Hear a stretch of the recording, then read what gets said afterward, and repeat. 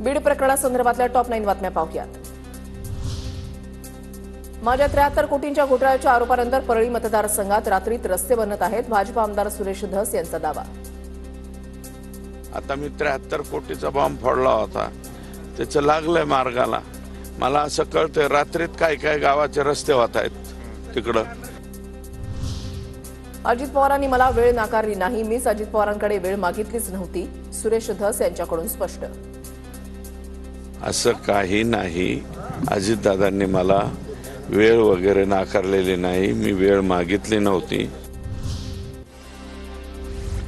वाल्मिक कराडाची बी team सक्रिय, आरोपींना कोर्टामध्ये आणताना ही टीम त्यांच्या अवतीभोवती असते। हे कार्यकर्ते कुणाचे? संतोष देशमुखांचे भाऊ धनंजय देशमुखांचा गंभीर आरोप। आरोपी पीसीआरला येतात, न्यायालय सुनावणीच्या दरम्यान येतात, तर हे विविध जे कधी बघितले नाहीत असे लोक तिथं कोर्टाच्या समोर येऊन दिवसभर बसतात, काही ओळखीचे असतात। आरोपी सुदर्शन गुन्हेला 14 दिवसांची न्यायालयीन कोठडी, पवन चक्की अधिकाऱ्यांकडून 2 कोटींची खंडणी मागितल्याचा आरोप। संतोष देशमुखांच्या पत्नीला रमेश आडसकर यांच्या संस्थेवर लिपिक पदासाठी नोकरीची संधी, कुटुंबियांशी चर्चा करून निर्णय घेऊ, अश्विनी देशमुख यांच्या नोकरीबाबत धनंजय देशमुखांची भूमिका।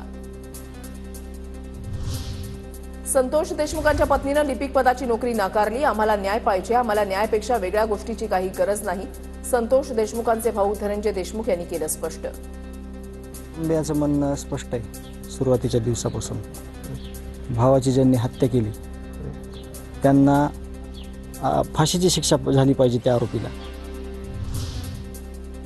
महादेव मुंडे हत्या प्रकरणामध्ये विशेष पथकाची परळीमध्ये झाडाझडती, विशेष पथक अंबाजोगाईमध्ये तळ ठोकून, तपासासाठी 1 पोलीस निरीक्षक आणि 4 कॉन्स्टेबल असं 5 जणांचं विशेष पथक गठीत।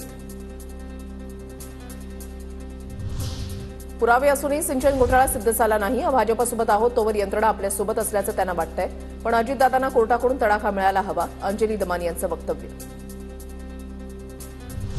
अजित पवारांकडून पुन्हा धनंजय मुंडेंची पाठराखण, मुंडे दोषी ठरत नाही तोवर कारवाई नाही, दादा भूमिकेवर ठाम। देवगिरीवरच्या बैठकीमध्ये राष्ट्रवादीच्या नेत्यांनी मुंडेंसमोर मांडली भूमिका, सूत्रांची माहिती।